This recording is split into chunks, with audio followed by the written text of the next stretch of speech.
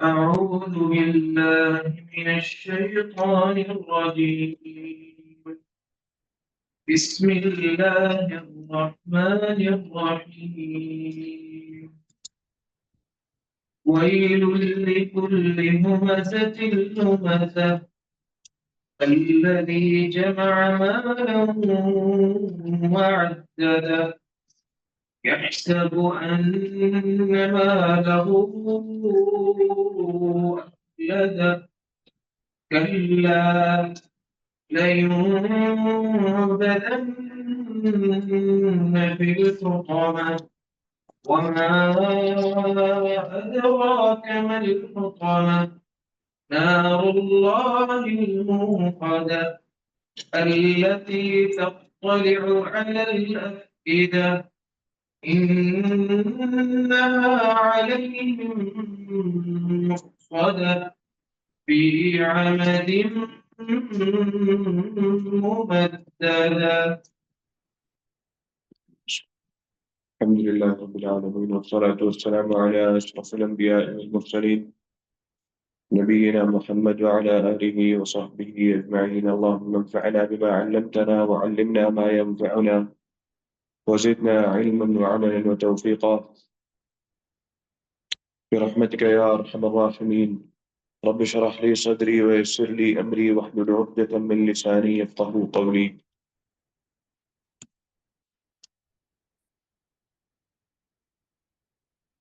سورہ ہمزہ نزول کے اعتبار سے مکی صورت ہے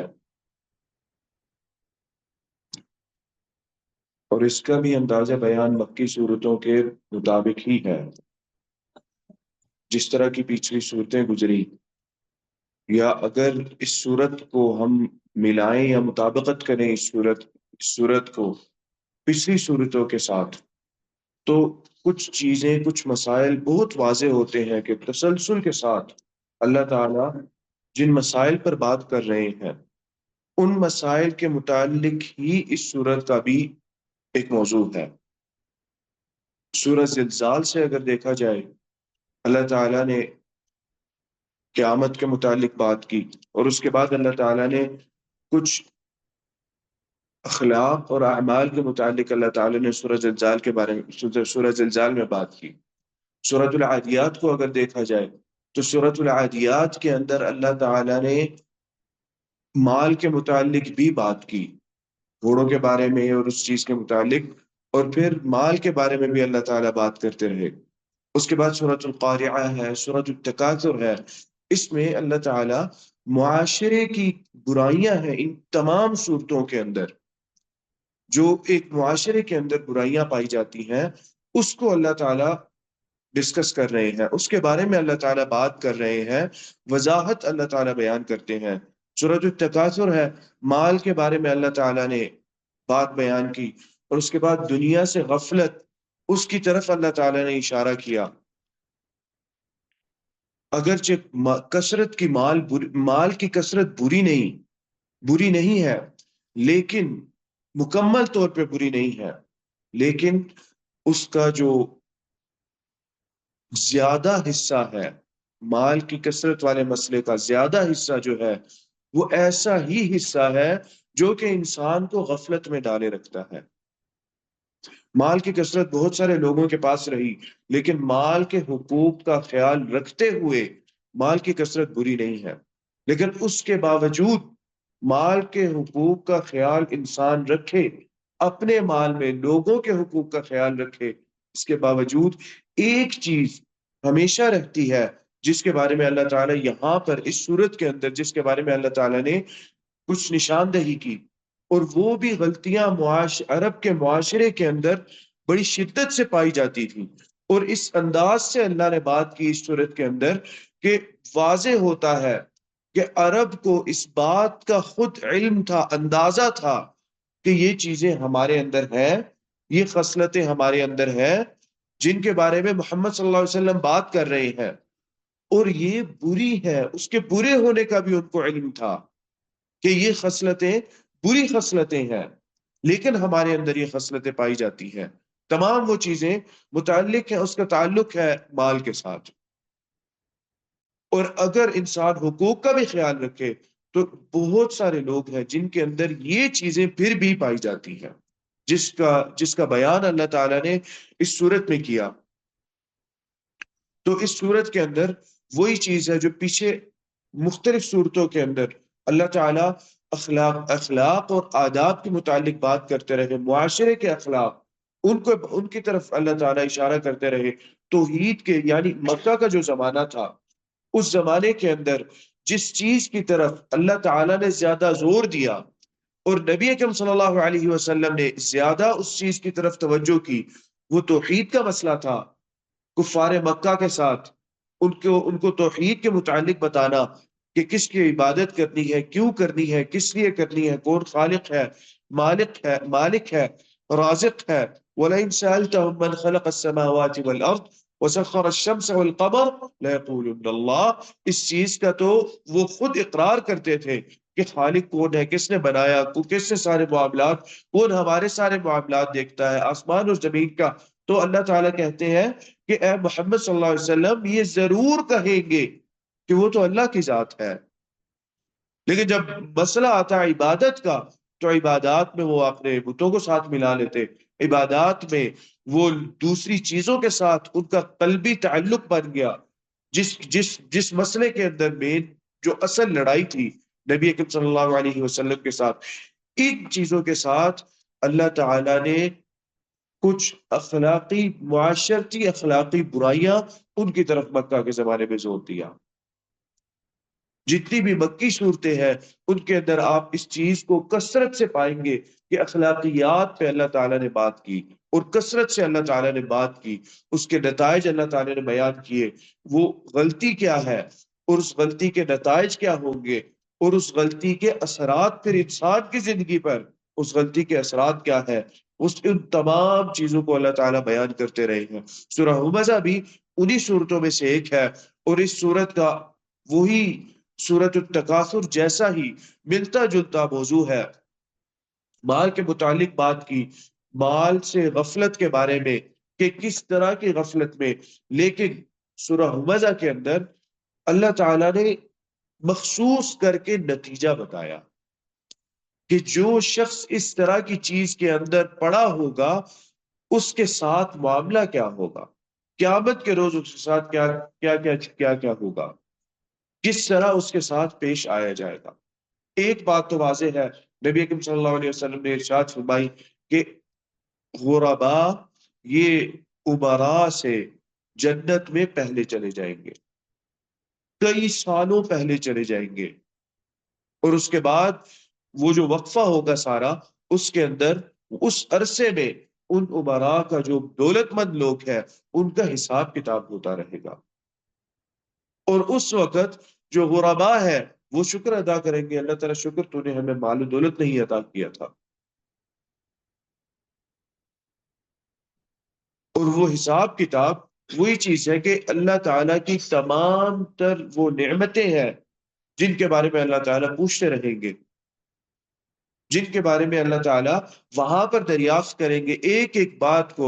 ثم لتسألن یومئذ عن النعیم، اس نعیم کے بارے میں تم ضرور پوچھے جاؤ گے اس روز کوئی نجات نہیں ہوگی، کہیں مفر نہیں ہوگا، کہیں بھاگنا نہیں ہوگا، اللہ تعالیٰ ایک ایک چیز پوچھیں گے۔ آپ صلی اللہ علیہ وسلم نے فرمایا مال کے بارے میں کہ اللہ تعالیٰ پوچھیں گے کہاں سے کمایا، اور اس کو پھر کدھر خرچ کیا، کس انداز سے خرچ کیا، کیسے خرچ کیا، اس میں اسراف تھا یا نہیں تھا، لوگوں کے حقوق ادا کیے یا نہیں ادا کیے۔ بہت سخت معاملہ ہے، اور اس سارے سخت معاملے کے ساتھ اللہ تعالیٰ نے کیا ارشاد فرمایا؟ زُيِّنَ لِلنَّاسِ حُبُّ الشَّهَوَاتِ مِنَ النِّسَاءِ وَالْبَنِينَ وَالْقَنَاطِيرِ الْمُقَنطَرَةِ، اللہ تعالیٰ نے شہوات کی محبت ڈالی دل کے اندر، ان کو خوبصورت بنایا، جن میں تین چیزیں اللہ تعالیٰ نے ذکر کی: عورت، نساء، اس کے بعد اولاد، اس کے بعد قناطیر المقنطرہ، انسان کی جو مال و دولت ہے۔ یہ تین چیزیں ان کی محبت ڈال دی اللہ تعالیٰ نے، اور اس کے ساتھ پھر امتحان رکھ دیا اللہ تعالیٰ نے، حقوق رکھ دیے، اس کے اللہ تعالیٰ نے حدود اس کے ارد گرد بنا دی، اس کی باؤنڈریز اللہ تعالیٰ نے بنا دی۔ کہ ان سے آگے نہیں جانا، ان کا خیال رکھنا ہے۔ وہی چیز ہے جب صحابہ کو نبی اکرم صلی اللہ علیہ وسلم نے، یعنی جو غلام تھے، غلاموں کے حقوق، ان کے مسائل اور ان کے بارے میں آپ صلی اللہ علیہ وسلم نے بتانا شروع کیا، صحابہ کرام نے غلام آزاد کرنا شروع کر دیے۔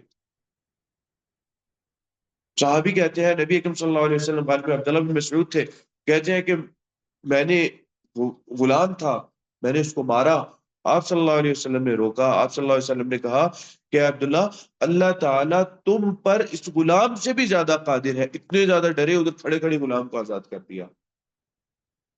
نبی اکرم صلی اللہ علیہ وسلم نے فرمایا اگر غلام آزاد نہ کرتے تو قیامت کے دن بہت سخت باز پرس ہوتی تمہاری نجات ابھی غلام آزاد کرنے کی وجہ سے ہو گئی ہے، اس چیز سے آزاد ہو گئے ہو۔ صحابہ کا معاملہ ہی یہ تھا کہ جب وہ مسائل سنے غلاموں کے حقوق کے بارے میں، غلام رکھنے کو 100 بار سوچتے تھے کہ بھی ہم نے غلام رکھنے ہیں، ان کے حقوق ہیں، نبی اکرم صلی اللہ علیہ وسلم نے حقوق ان کے بیان کیے۔ ابو ذر رضی اللہ تعالیٰ عنہ کے بارے میں آتا ہے کہ یہ حضرت بلال رضی اللہ تعالیٰ عنہ سے ان کی تکرار ہوئی، ان کی بات چیت ہوئی، انہوں نے حضرت بلال رضی اللہ تعالیٰ عنہ کو یبنۃ السوداء کہہ دیا، کالی ماں کے بچے۔ حضرت بلال رضی اللہ تعالیٰ عنہ ناراض ہو کے چلے گئے نبی اکرم صلی اللہ علیہ وسلم کے پاس۔ وہ کہتے ہیں کہ آپ صلی اللہ علیہ وسلم نے اس پہ بڑا سخت جو ہے وہ آپ صلی اللہ علیہ وسلم کا رد عمل تھا اس چیز پر۔ آپ صلی اللہ علیہ وسلم نے کہا کہ تمہارے اندر ابھی بھی ان فیک خصلۃ من الجاہلیہ، کہ تمہارے اندر ابھی بھی جاہلیت کی خصلت موجود ہے۔ انہوں نے معذرت کی حضرت بلال رضی اللہ تعالیٰ عنہ سے۔ علماء کہتے ہیں کہ تاریخ میں اس طرح کی معذرت کبھی نہیں کی گئی۔ کہتے ہیں اپنا گئے جا کے اپنا چہرہ بلال رضی اللہ تعالیٰ عنہ کے سامنے رکھ دیا، کہتے ہیں بلال یہاں سے تب تک نہ گزرو گے یا گزرنے نہیں دوں گا جب تک میرے چہرے پہ اپنا پاؤں نہ رکھ دینا۔ یہ میری معذرت ہے اس مسئلے میں تمہارے لیے۔ آپ صلی اللہ علیہ وسلم نیک تھے، متقی پرہیزگار تھے یہ صحابی۔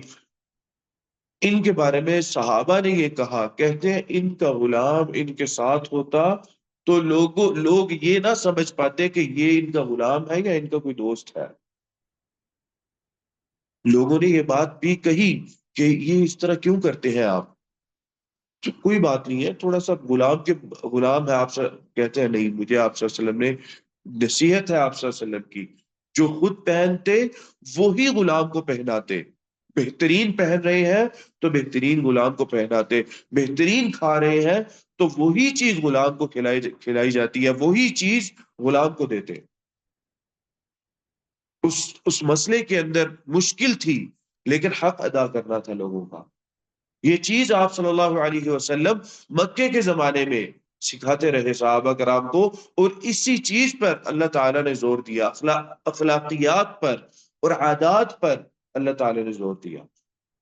ٹھیک ہے مسائل بھی تھے، چونکہ نماز کا معاملے اور دوسرے مسائل تھے، لیکن زور جن چیزوں پر تھا، ان چیزوں پر تھا، احکامات پر مدینہ جا کر زور نبی اکرم صلی اللہ علیہ وسلم نے دینا شروع کیا، کیونکہ نبی اکرم صلی اللہ علیہ وسلم کے پاس وہاں پر اتھارٹی تھی، پھر آپ صلی اللہ علیہ وسلم کے پاس حکم تھا، آپ صلی اللہ علیہ وسلم کچھ کر سکتے تھے، اس لیے پھر آپ صلی اللہ علیہ وسلم نے دعوت کا اور تبلیغ کا دائرہ پھر وسیع کر دیا۔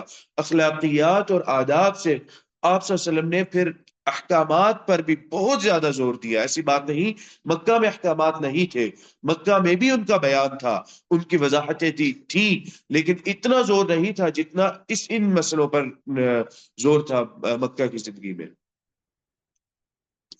اللہ تعالیٰ ارشاد فرماتے ہیں وَيْلٌ لِكُلِّ هُمَزَةٍ لُمَزَةٍ، یہ سب سے پہلی اخلاقی بری عادت ہے جس سے اللہ تعالیٰ نے اس سورت کی شروعات کی، اور اس عادت کا بھی تعلق اللہ تعالیٰ کے مطابق، یہاں پر اللہ تعالیٰ نے جس طرح بیان کیا، اللہ تعالیٰ کے مطابق اس عادت کا تعلق بھی مال کے ساتھ ہے۔ وہ کیا ہے؟ ویل، ہلاکت ہے، یا کچھ علماء نے فرمایا کہ ویل ویسے ہی جہنم کی وادی کا نام ہے، یا پھر ہلاکت بھی کہیں گے۔ ہلاکت ہے لکلی، ہر اس شخص کے لیے، ہمزۃ لمزہ، ہمزہ کہتے ہیں جو کسی کو طعنہ دے اپنے فعل سے، لمزہ کہتے ہیں جو طعنہ دے اپنی بات سے، اپنی زبان سے کسی کو طعنہ دے۔ یہ دونوں الفاظ عربی زبان کے اندر ایک ہی معنی میں بھی استعمال ہوتے ہیں، اور کچھ علماء نے ان کا اسی لیے بہت قریب ان دونوں کا معنی ہے، اور کچھ علماء نے ان دونوں کا معنی عکس بھی کیا۔ جو ہمزہ کا بیان کیا گیا لوگوں نے، علماء نے وہ لمزہ کا بیان کیا، اور جو لمزہ کا بیان کیا وہ ہمزہ کا بیان کیا۔ وجہ کیا تھی؟ وجہ یہ ہے کہ دونوں ایک ہی معنی میں استعمال ہوتے ہیں، لیکن جب ایک ہی جملے کے اندر ایک ساتھ آ جائے تو ان میں فرق کرنا ہوتا ہے۔ یہ قرآن کے اصولوں میں سے ایک اصول ہے کہ دو ایک جیسے معانی والے الفاظ اللہ تعالیٰ ایک ہی آیت میں بیان کر دیں، ایک ساتھ بیان کر دیں، خاص طور پہ اگر ایک ساتھ بیان کر دیں تو ان دونوں کے اندر تھوڑا سا فرق ضرور ہوتا ہے۔ یہاں پر جو فرق ہے، اصل میں ہمزہ کا بھی مطلب طعنہ دینا، لمزہ کا بھی مطلب طعنہ دینا، عام زبان میں ہم اس کو ایسے کہہ سکتے ہیں، لیکن چونکہ دونوں ایک ہی آیت میں اللہ تعالیٰ نے بیان کر دیے تو اس کا مطلب یہ ہے کہ دونوں میں کوئی تھوڑا سا فرق ضرور ہے، اور وہ تھوڑا سا فرق پھر علماء نے یہ بیان کیا کہ ہمزہ بندے کے فعل سے، بندے کے عمل سے کسی کو طعنہ دیا جائے، یعنی بندہ اپنے عمل سے کسی کو طعنہ دے، بات سے نہ طعنہ دے۔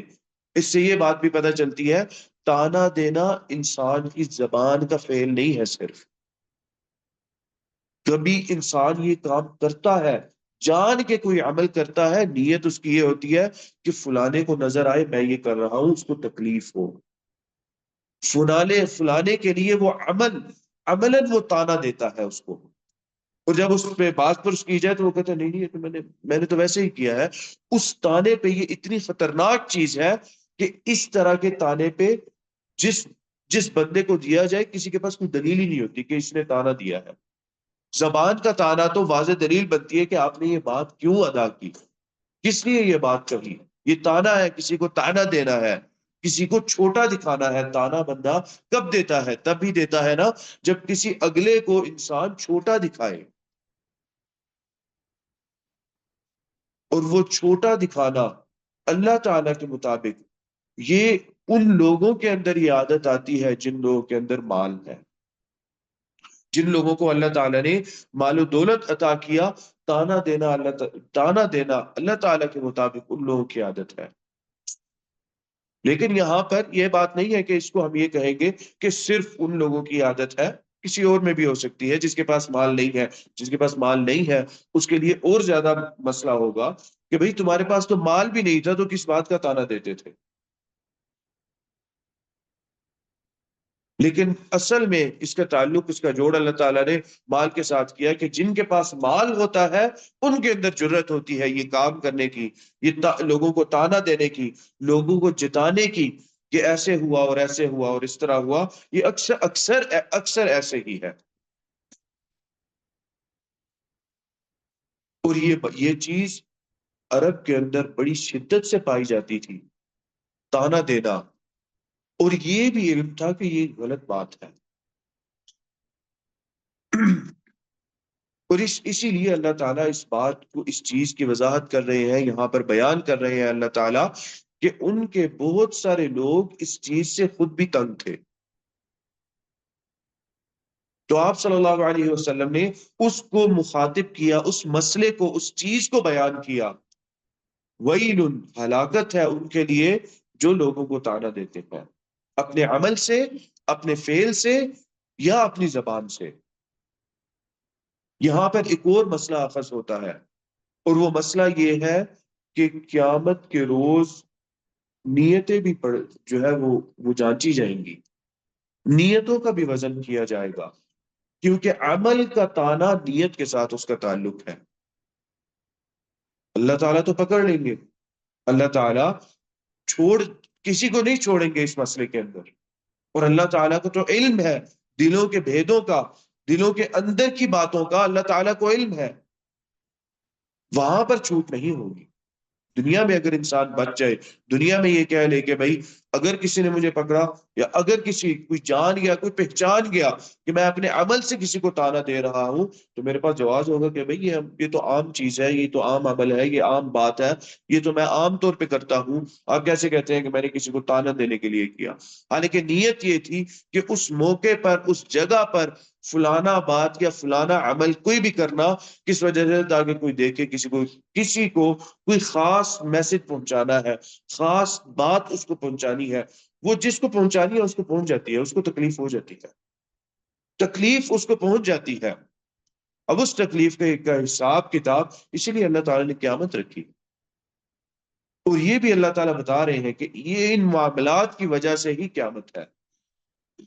آخرت پر انکار، آخرت کا انکار تھا نا ان کا، مکہ کے جو لوگ تھے، تو ان اخلاقی جو بدفعلیاں ہیں اور گمراہیاں ہیں، ان کو اللہ تعالیٰ جوڑتے رہے قیامت کے ساتھ اور ان مسائل کے ساتھ جن کا وہ انکار کرتے ہیں، کہ ان چیزوں کے لیے قیامت تو پھر قائم ہونی ہے، پھر پکڑ تو ہوگی، ظالم اور مظلوم کے درمیان فرق تو کیا جائے گا۔ آگے اللہ تعالیٰ ارشاد فرماتے ہیں،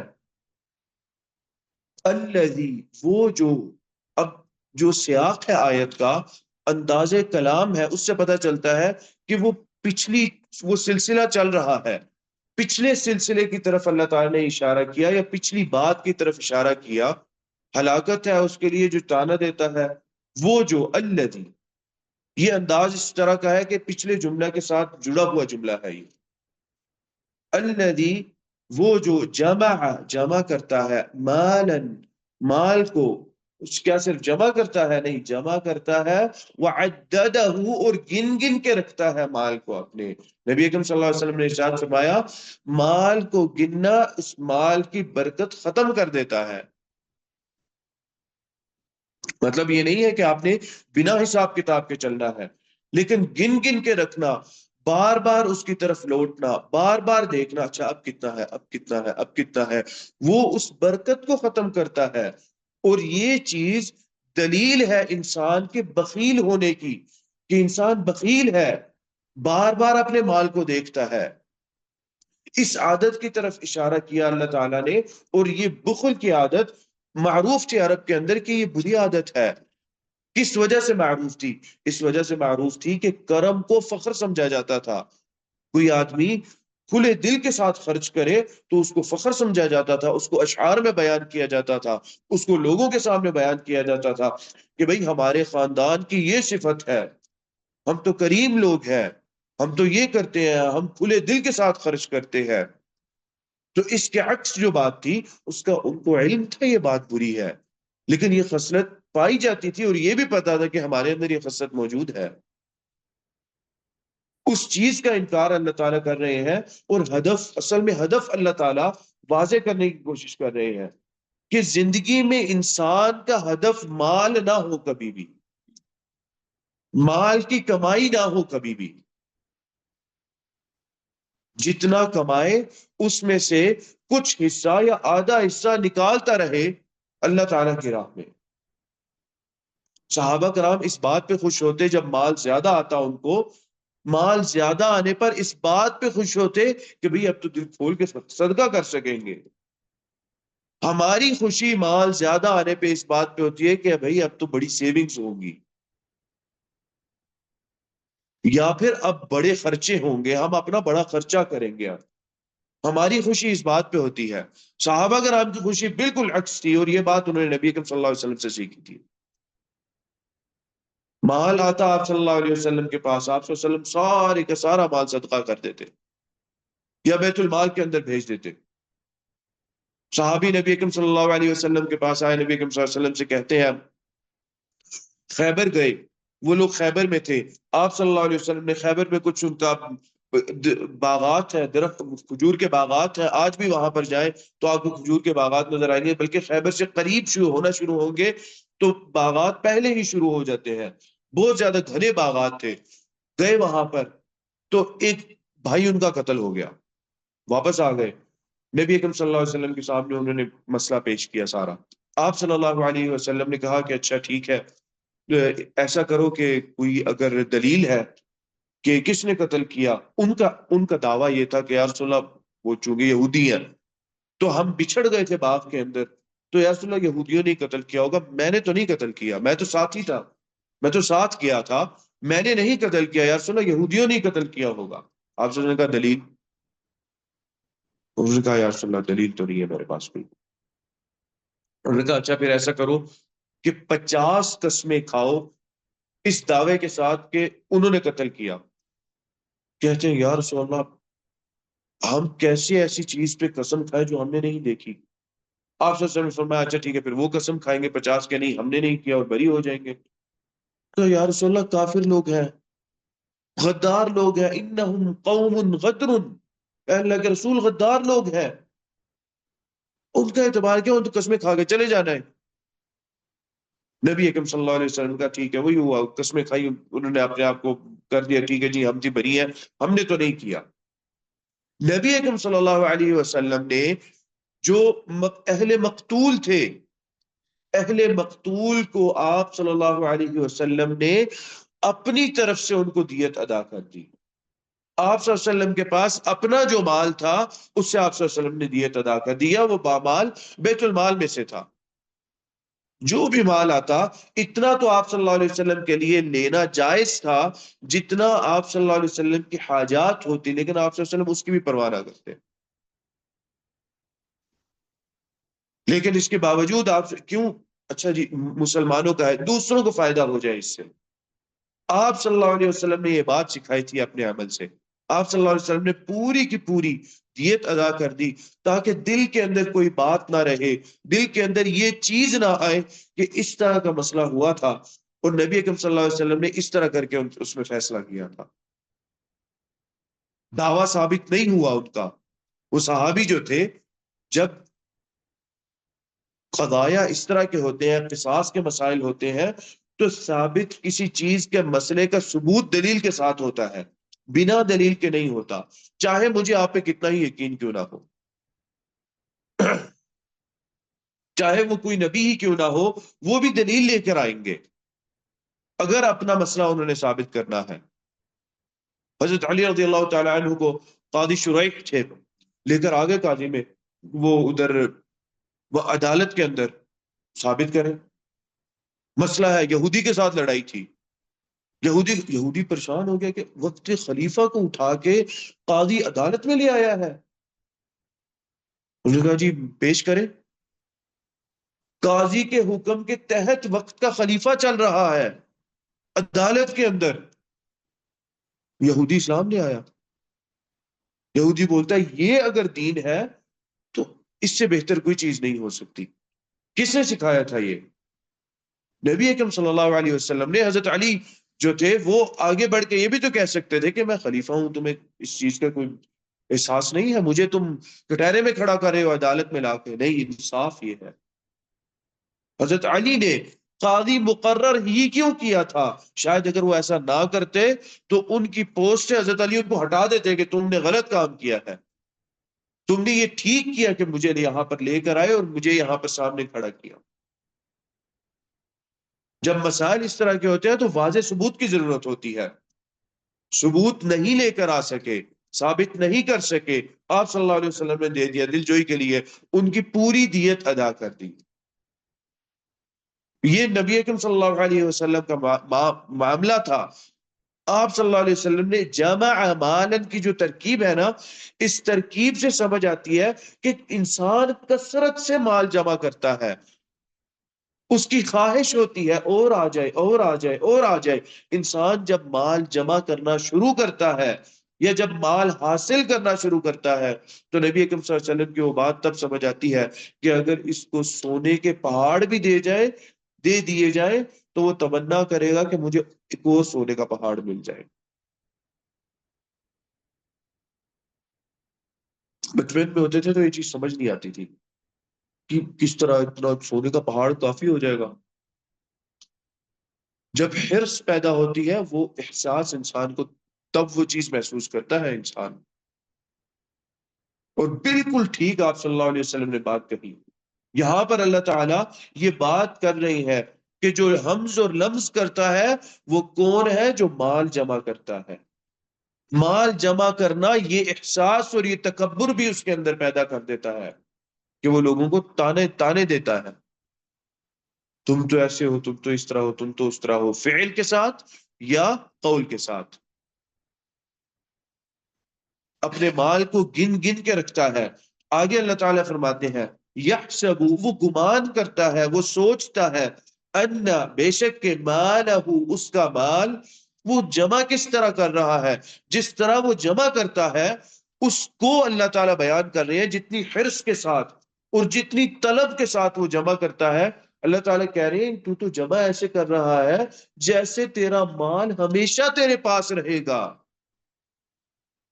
ان مالہ اخلدہ، ان مالہ اخلدہ، کہ اس کا مال خالدتاً، ہمیشہ اس کے پاس رہے گا۔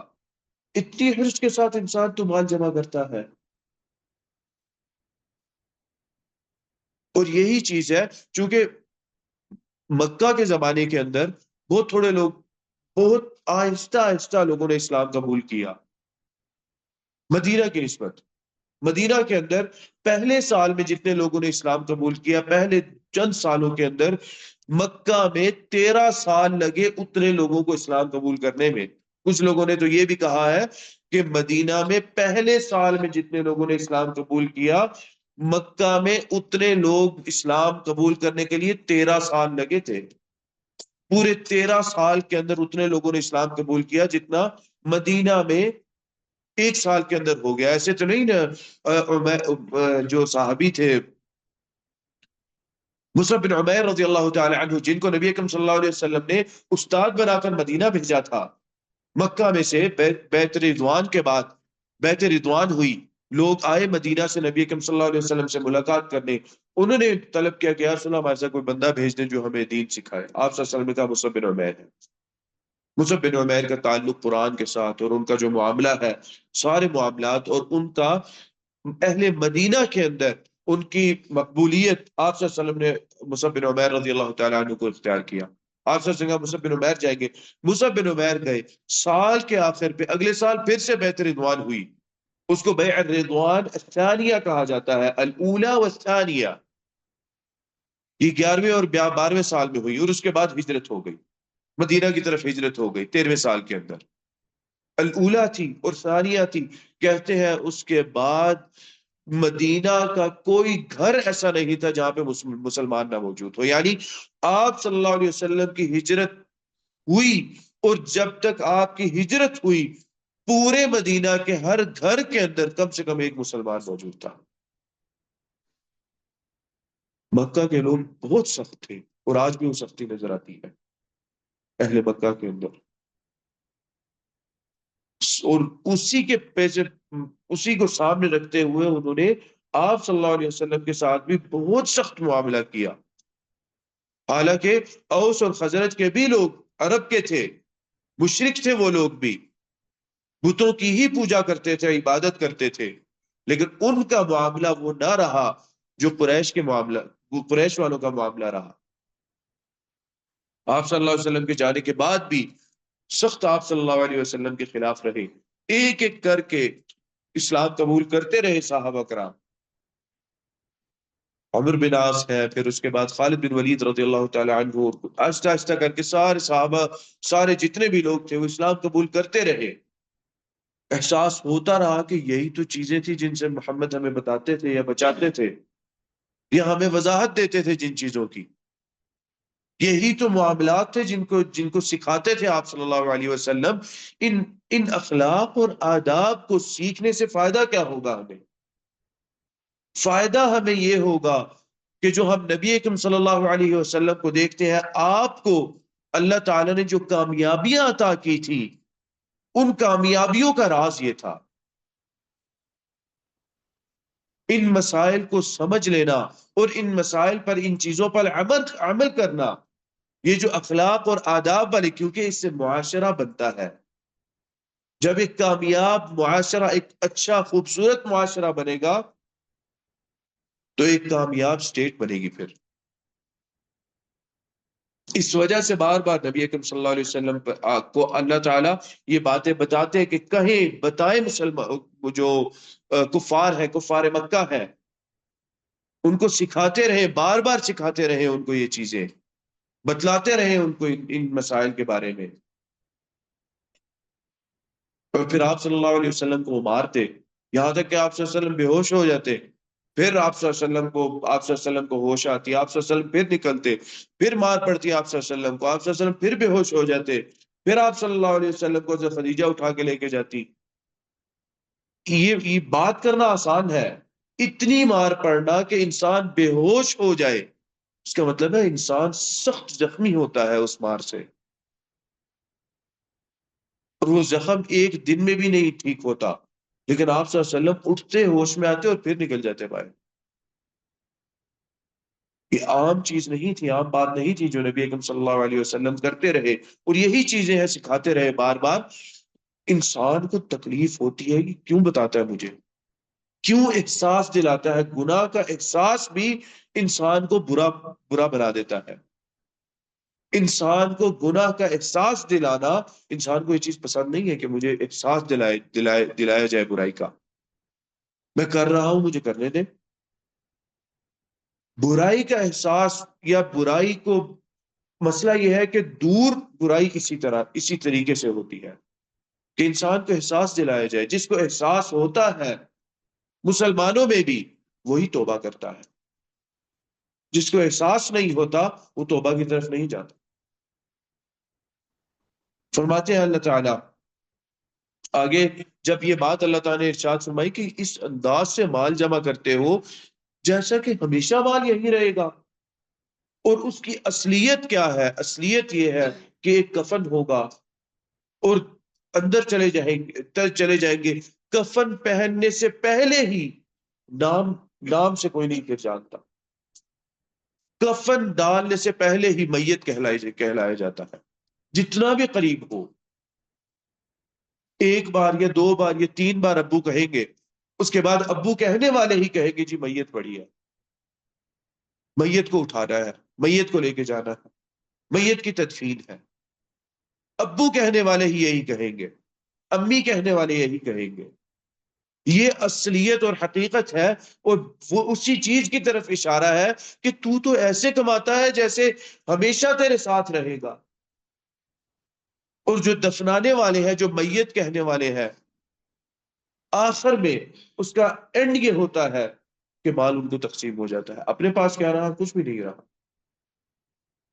قبر کے اندر اعمال ہے، تیرا مال ہے نہیں ہے اس کو دیکھا ہی نہیں جائے گا. کتنا مال کمایا یہ سوال ہی نہیں ہوگا، بلکہ الٹا سوال یہ ہو جائے گا کہ کہاں سے کمایا تھا، ہم کس پہ احسان کر رہے ہیں مال کما کے، اپنے آپ کو پھنسا رہے ہیں زیادہ. اگر اس نظر سے ہم دیکھیں تو انسان تو زیادہ پھنستا جا رہا ہے مال کما کے. کیونکہ جو نہیں کمائے گا اس سے یہ نہیں پوچھا جائے گا کہ تم نے مال کیوں نہیں کمایا تھا. جو کمائے گا اس سے پوچھا جائے گا کہ بھائی کہاں سے کمایا تھا.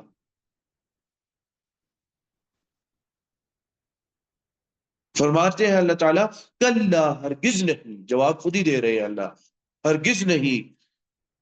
اللہ اکبر. اللہ تعالیٰ فرماتے ہیں لَيُنبَذَنَّ، پھینک دیے جاؤ گے. نبدا عربی کے اندر، نبدا حقارت کے ساتھ کسی کو پھینک دینا، دھتکار دینا، ایسی چیز کو جو بالکل فضول چیز ہو جائے، بالکل بے فائدہ چیز. جب اس کو انسان استعمال کر کے ختم ہو جاتی ہے وہ چیز، اس کو جب پھینکا جاتا ہے اس کو عربی میں کہتے ہیں نبدا. اس کی طرف اشارہ کر رہے ہیں ہرگز نہیں، وہ مال ہمیشہ کے لیے پاس نہیں رہے گا، مال فائدہ نہیں دینے والا. لَيُنبَذَنَّ، ضرور بالضرور پھینکے جائیں گے. کہاں پر؟ فی الحطامہ، چکنا چور کر دینے والی کے اندر. جہنم کا نام ہے حطامہ. حطامہ دب جانا، دبا دینا، توڑ دینا، حصے کر دینا، دبا کے کسی کو حصے کر دینا، چکنا چور کر دینا. یہ اس اصل مطلب یہ ہے. جہنم یہ کر دے گی انسان کے ساتھ. وہاں پر جا رہے ہیں، ادھر تو مال کا کوئی عمل دخل نہیں، اور اس کی طرف اشارہ کر رہے ہیں اللہ تعالیٰ کہ پھینک دیے جائیں گے ضرور بھی ضرور فی الحطمہ، چکنا چور کر دینے والی کے اندر، بالکل دبا دیے جائیں گے، کسی چیز کے ساتھ ٹکرا کے توڑ دیے جائیں گے۔ یہ معاملہ ہوگا ان لوگوں کے ساتھ۔ ابن عباس رضی اللہ تعالی عنہ سے ایک اس طرح کی بات آتی ہے، فرماتے ہیں ابن عباس رضی اللہ تعالی عنہ کہ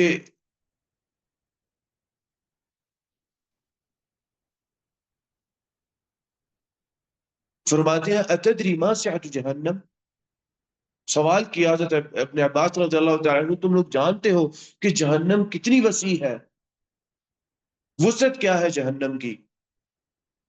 یعنی وہی بات ہے کہ انسان کو بالکل توڑ دینے والی چیز، اس کے بارے میں بتاتے ہیں، کہتے ہیں، راوی کہتے ہیں قلت لا، ان کے جو بھی اسٹوڈنٹ تھے، جو بھی ان کے طالب علم تھے جن سے وہ سوال کر رہے تھے، فرماتے ہیں قلت لا، میں نے کہا مجھے نہیں پتا کہ وہ کتنی بڑی ہوگی، اس کی کتنی وسعت ہوگی جہنم کی۔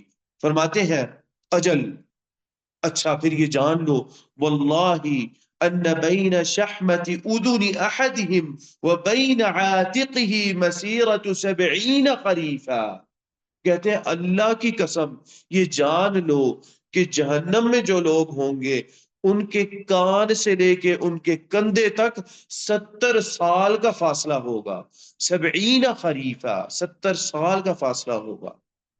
اور اس کے بعد پھر ارشاد فرماتے ہیں ابن عباس رضی اللہ تعالی عنہ تجری فیہا اودیۃ القیح والدم، اس جگہ پر جو کان کی لو سے لے کے انسان کے کندھے تک ہے، اس جگہ کے درمیان وادیاں ہوں گی، قے کی اور خون کی، گندے خون کی وادیاں ہوں گی، پیپ کی وادیاں ہوں گی۔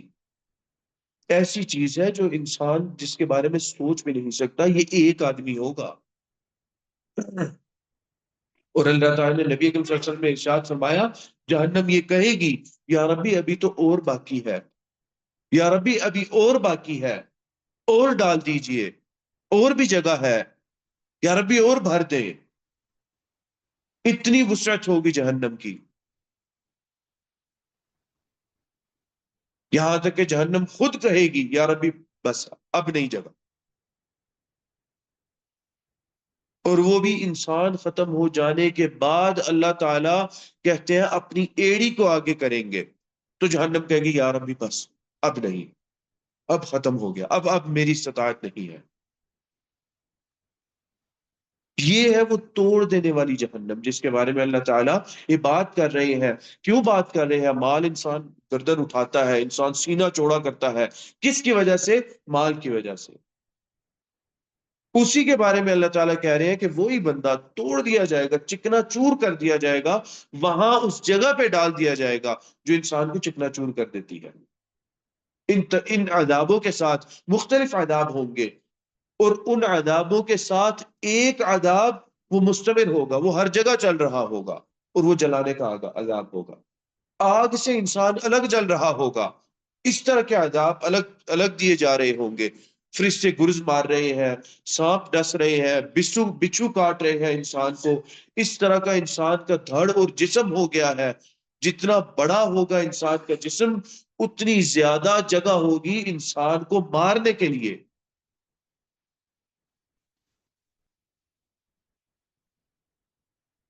اتنا کم انسان اپنے آپ کو بچا سکے گا کسی چیز کے ساتھ، فرشتوں کے نشانے سے کہاں کہ کوئی بچ سکتا ہے آگے۔ فرماتے ہیں آگے اللہ تعالیٰ وَمَا أَدْرَاكَ، اور تو کیا جانے، مَلْ حُطَمَا، وہ کیا ہے چکنا چور کر دینے والی۔ اس کی تو یہ بس چند مثالیں، تھوڑی سی چند باتیں ہیں جو بیان کی، جو نبی اکرم صلی اللہ علیہ وسلم نے ہمیں بتائی، ورنہ تو جہنم کا بھی معاملہ وہی ہے جو اللہ تعالی نبی اکرم صلی اللہ علیہ وسلم نے جنت کا معاملہ بیان کیا، کہ جہنم بھی وہی ہوگی، ما لا عین رأت، کسی آنکھ نے نہ دیکھی ہوگی۔ نعمتوں کے بارے میں یہ بات کرتے ہوئے خوشی ہوتی ہے کہ ایسی نعمتیں ہوں گی، ہاں ہم نے امید بھی پیدا کرنی ہے، لیکن اللہ تعالیٰ کے عذاب کو بھی جاننا ہے۔ وہ عذاب بھی اسی طرح کا عذاب ہوگا جس طرح کی نعمتیں جنت کی ہوں گی، کسی کے ذہن نے کبھی تخیل نہیں کیا ہوگا، ایسی نعمتیں ہوں گی، اور عذاب بھی ایسے ہی ہوگا، کسی کے ذہن نے اس کو تخیل نہیں کیا ہوگا۔ اور شروعات اس چیز کی جہنم کی گرمی سے ہوگی، جہنم کی گرمائش کا کسی نے تخیل بھی نہیں کیا۔ آج اس دنیا کے اندر گرمی کا جو موسم ہے، جہنم کی سانس کا ایک جھونکا ہے، یہ ہلکا سا، صرف ہلکا سا جھونکا ہے جہنم کا سانس، اور یہ ساری دنیا گرم ہو جاتی ہے۔ اتنی شدید گرمی یہ جہنم کا ایک سانس ہے، اور جہنم نے یہ بات ارشاد کی، یا ربی اکل بعضی بعضا، اللہ تعالیٰ میرے بعض حصے نے میرے بعض حصے کو کھانا شروع کر دیا ہے، گھلنا شروع ہو گئی ہوں۔ اللہ تعالیٰ نبی اکرم صلی اللہ علیہ وسلم کہتے ہیں اللہ تعالیٰ نے جہنم کے لیے دو سانس رکھ دیے، نفس فی الشتاء و نفس فی الصیف۔ جو ہم گرمائش محسوس کرتے ہیں وہ اس کا ایک جھونکا ہوتا ہے صرف، ساری دنیا اتنی شدت کی گرمی کے اندر ہوتی ہے، اور جو سردی محسوس کرتے ہیں وہ بھی جہنم کی ایک ٹھنڈ کا جھونکا ہے۔ یا تو شدید سرد عذاب ہوگا یا شدید گرم عذاب ہوگا جہنم کے اندر۔ اس بارے میں اللہ تعالیٰ یہ کہہ رہے ہیں، ما ادراک ما الحطمہ، تو کیا جانے وہ کیا ہے چکنا چور کر دینے والی چیز، سخت ظلمتیں۔ اس حدیث کو پہلے بھی بیان کر چکا ہوں، نبی اکرم صلی اللہ علیہ وسلم نے فرمایا کہ اللہ تعالیٰ نے آگ کو جلایا، 1000 سال تک جہنم کو جلایا، سفید ہو گئی، 1000 سال تک پھر جلایا، حتی اصفرت، پیلی ہو گئی، پھر 1000 سال تک جلایا، یہاں تک کہ کالی ہو گئی، اور اب وہ کالی ہے۔ جہنم میں اندھیرا ہوگا، ان تمام عذابوں کے ساتھ انسان شدید اندھیرے میں ہوگا جہنم کے اندر، نسأل اللہ السلامۃ والعافیہ۔ آگے اللہ تعالیٰ ارشاد فرماتے ہیں، نار اللہ الموقدہ، نار آگ اللہ تعالیٰ کی، الموقدہ جلائی ہوئی، یعنی اس آگ کو کسی اور عام نے نہیں جلایا، اس آگ کو اللہ نے جلایا ہے، اللہ کی جلائی ہوئی آگ۔ پورے قرآن میں آگ کی نسبت اللہ نے اپنی طرف کی ہو وہ صرف ایک ہی جگہ ہے، سورہ حمزہ کے اندر، صرف ایک جگہ پہ اللہ تعالیٰ نے آگ کی نسبت اپنی طرف کی ہے، جہنم کی آگ کی نسبت اپنی طرف کی ہے، کہ وہ اللہ کی آگ ہے جس کو جلایا گیا ہے، اللہ نے جلایا ہے اس آگ کو۔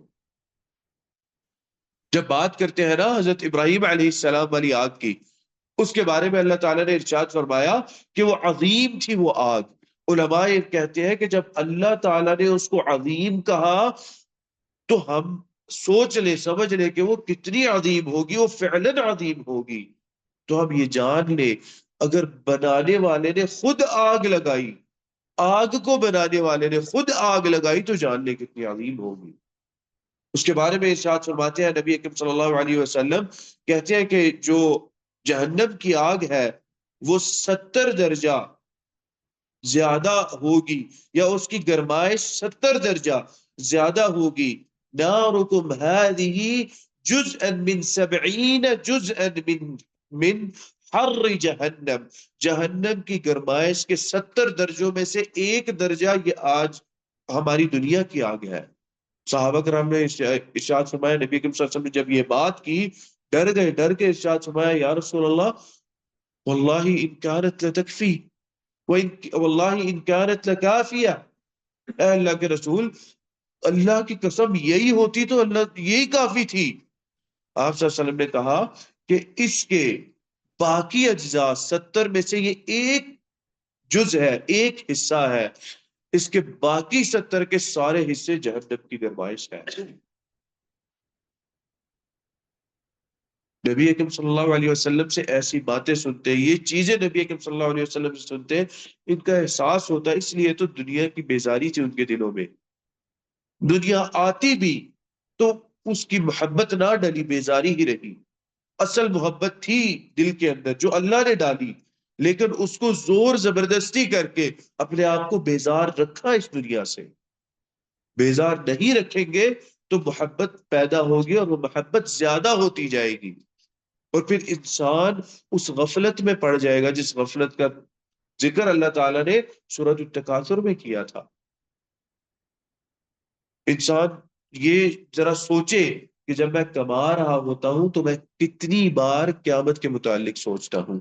انسان کو اندازہ ہوتا ہے کہ فعلاً ہم غفلت میں ہوتے ہیں، فعلاً غفلت میں ہوتے ہیں۔ اس لیے ہمیں اس غفلت سے دور ہونے کے لیے ایک تو نماز سب سے بڑا ہماری راہ نجات ہے، بار بار وہ بلایا جاتا ہے، بار بار بلاتے ہیں۔ اذان اور اقامت کے اندر بیٹھنے کا، اس وقفے کو، اس سے فائدہ اٹھانے کا ایک سبب یہ بھی ہے کہ انسان اس سے فائدہ اٹھائے اور اس وہ جو چیز رکھی ہے تاکہ وہ ذہن خالی ہو انسان کا، اور حقیقت ذہن انسان کا خالی ہوتا ہے نماز تک اگر اس وقفے میں انسان جا کے مسجد میں بیٹھے۔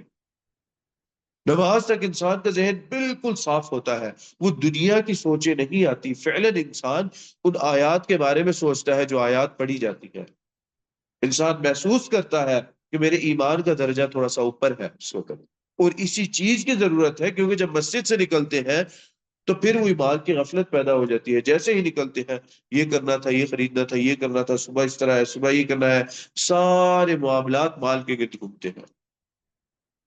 فرماتے ہیں آگے اللہ تعالیٰ التی، وہ جو، اب التی کا جو اشارہ ہے آگ کی طرف ہے، وہ آگ کیا ہوگی؟ تطلع، جو دیکھے گی، جو جان جائے گی، علی الافئدہ، جو دلوں کے اندر ہے۔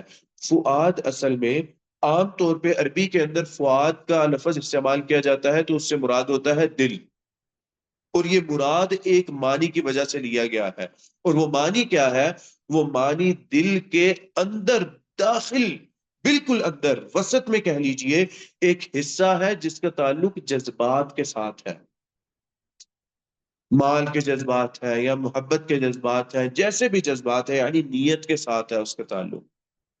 اس کی طرف اللہ تعالیٰ اشارہ کر کے کہہ رہے ہیں کہ وہ آگ اس حصے تک پہنچے گی اور آگ جانے گی کہ اس کے دل میں کیا تھا اور پھر اس کے مطابق چلائے گی، کتنا تھا اور کیسا تھا۔ التی، یہ وہ آگ ہے، تطلع، جو، جس کا اطلاع ہوگا، جو جانے گی، علی الافئدہ، جو دلوں کے اندر ہے، جو اس جذبات والے حصے کے اندر ہے، اس چیز کو آگ وہ جانے گی اچھی طرح سے، پہچان کے رکھے گی انسان کو کہ اس کا فلانا عمل کس وجہ سے تھا، فلانی چیز کیا تھی، فلانے کے ساتھ کیا جذبات تھے، کس طرح کے جذبات تھے، کیوں وہ جذبات تھے، یہ آگ ہی جان جائے گی۔ اللہ تعالیٰ نے اس آگ کو یہ چیز دی ہوگی قیامت کے دن۔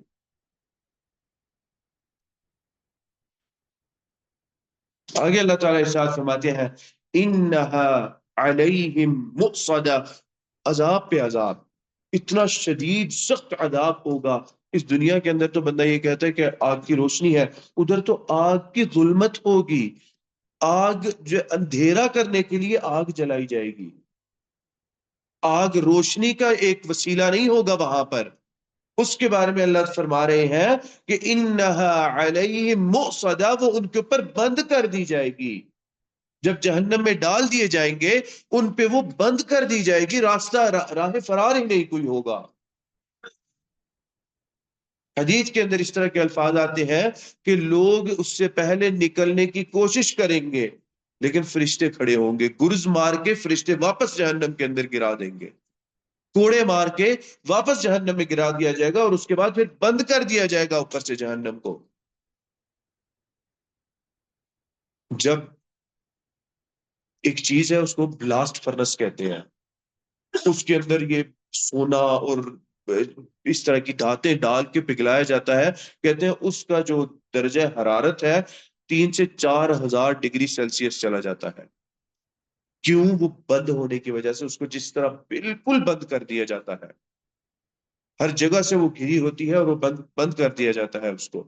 جہنم کو بھی اللہ تعالیٰ بالکل بند کر دیں گے تاکہ اس کی گرمائش اور زیادہ ہو جائے، اس کی حرارت اور زیادہ ہو جائے گی، شدت میں کثرت آئے گی۔ آگے اللہ تعالیٰ فرماتے ہیں فی عمد ممددہ، اونچے اونچے ستونوں والی، ستونوں کے درمیان ہوں گے۔ ستون سے مراد کیا ہے؟ یعنی اللہ تعالیٰ نے اس اس چیز کے درمیان فاصلہ ڈال دیں گے اللہ تعالیٰ، کوئی نکل ہی نہ سکتے۔ اس جہاں پہ اللہ تعالیٰ اس کو اوپر سے بند کر دیں گے، اس کے نیچے ستون ہوں گے۔ ابن عباس رضی اللہ تعالیٰ عنہ فرماتے ہیں کہ وہ ستون بھی آگ کے ستون ہوں گے۔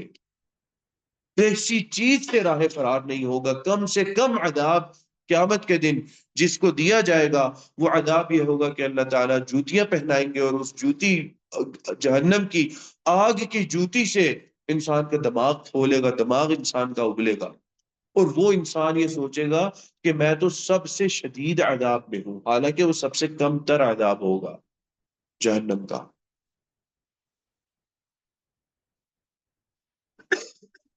جہنم کے بارے میں اللہ تعالیٰ ارشاد فرماتے ہیں فَإِن لَمْ تَفْعَلُوا وَلَن تَفْعَلُوا، یعنی وہ معاملات اور وہ اعمال کی طرف اللہ تعالیٰ اشارہ کرتے ہیں، اگر کرو گے، اگر تم نہیں کرو گے، وہ نہیں، اگر وہ نہیں کرتے اور ہرگز نہیں کریں گے، پتہ ہے اللہ کو نہیں کریں گے، فَاتَّقُوا النَّارَ، اس نار سے ڈر جاؤ، اس آگ سے ڈر جاؤ، التی، جس کا وقودها الناس والحجارہ، جس کا ایندھن آگ میں چیز ڈالی جاتی ہے تاکہ آگ زیادہ بھڑکے، آگ جلے، آگ چلتی رہے آگ۔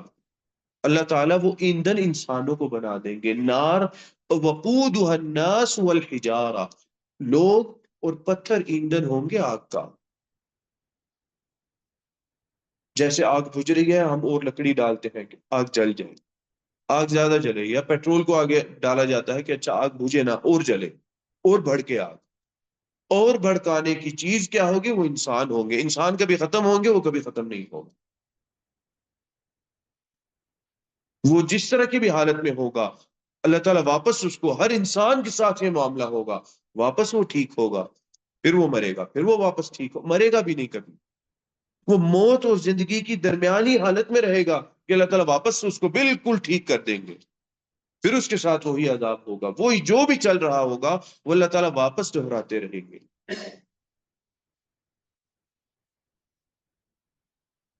اس لیے بار بار نبی اکرم صلی اللہ علیہ وسلم نے آگ سے پناہ مانگنے کے بارے میں کہا۔ فرماتے ہیں نبی اکرم صلی اللہ علیہ وسلم، اگر کوئی انسان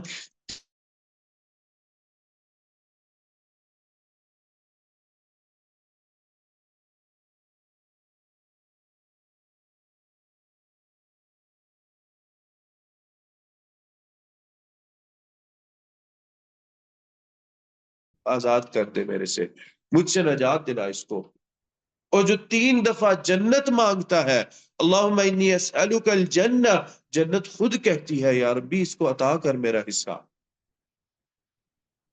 بار بار جہنم کے عذاب سے، مسئلہ یہ ہے یہ اعمال ایسے ہیں انسان کہیں ان سے چھٹکارا نہیں نظر آتا، کہیں یہ عادت بنی ہوئی ہے چیز۔